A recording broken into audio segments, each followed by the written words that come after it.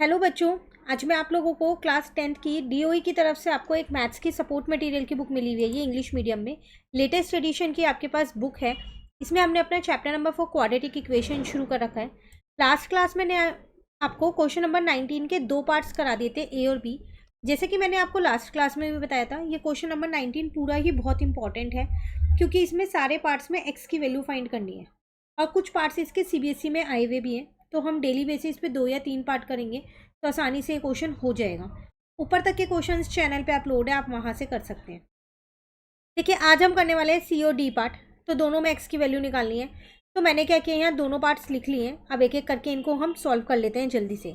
तो अगर आप 19 के थर्ड पार्ट में देखो, तो एक्स की वैल्यू निकालनी है आपको। यहाँ पर मैंने क्या किया, यहाँ पर पहले बेस सेम कर लिया। तो अगर मैं एलसीएम लूँगी तो एक्स माइनस 3 और 2x प्लस 3 एलसीएम आएगा इजिकल टू 0, ऐसी है। तो यहाँ पर आ जाएगा 2x, इसके साथ मल्टीप्लाई हो जाएगा 2x प्लस 3, यहाँ 1 के साथ मल्टीप्लाई हो जाएगा x माइनस 3, और ये 3x प्लस 9 तो ऐसे ही रहेगा, बेस सेम किया और कुछ नहीं किया। ठीक है, अंदर इंटू कर दूँ इन्हें। 4x स्क्वायर प्लस 2 3 जा 6x plus x minus 3 plus 3x plus 9। Denominator right side पे जाके 0 बन गया। ठीक है, 4x स्क्वायर, ये दोनों मिलके हो गए 7x। 7x में 3x प्लस किया तो 10x आ गया। माइनस 3 प्लस 9 प्लस का 6 हो गया। मिडल टर्म स्प्लिट कर सकती हूँ अब मैं यहाँ पर। तो 4x प्लस का 6x ही ले लिया, क्योंकि 4 प्लस 6 10 भी हो जाएगा और मल्टीप्लाई करके 24 भी हो जाएगा। पेयरिंग कर दी, 4x कॉमन लिया तो x प्लस 1, 6 कॉमन लिया तो x प्लस 1। तो 4x प्लस 6 और x प्लस 1, एक बार इसको 0 के इक्वल रख दिया, x की वैल्यू आ गई -6/4, मतलब -3/2। एक बार इसको x के इक्वल, इसको 0 के इक्वल रखा, x की वैल्यू आ गई -1। पर अगर आप एक चीज़ देखो, आपसे यहाँ क्वेश्चन में कह रहे हैं कि जो x की वैल्यू है वो 3 और -3/2 नहीं हो सकती। तो इसका मतलब ये तो नहीं होगी, ये हो गया नॉट पॉसिबल। तो फाइनली x की वैल्यू क्या आ गई आपके पास, hence x is equals to -1। Clear है? तो जो ये क्वेश्चन में लिखे होते हैं ना साइडों में, इनको भी आपको ध्यान देना होता है। ठीक है, चलिए डी पार्ट पे आते हैं। ऐसा करते हैं, इसमें पहले ब्रैकेट को ओपन कर लेते हैं। देखो, -a² प्लस का b² हो जाएगा। मैंने b² पहले लिख लिया, -a² बाद में कर दिया है, एक ही बात है। अब इन तीनों को अगर आप ध्यान से देखो, ये मेरा a² बन जाएगा, प्लस ये मेरा b² बन गया,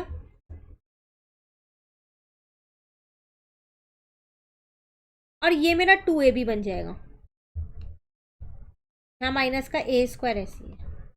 तो इन तीनों में जो आइडेंटिटी लग रही है वो क्या लग रही है मेरे पास, a प्लस बी के होल स्क्वायर की। ये स्क्वायर ऐसी है।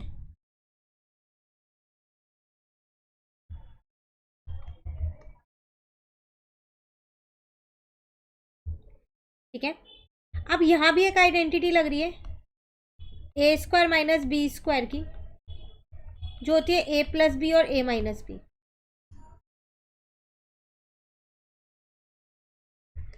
a प्लस बी और a माइनस बी। क्लियर है? एक बार मैंने इसको 0 के इक्वल रख दिया,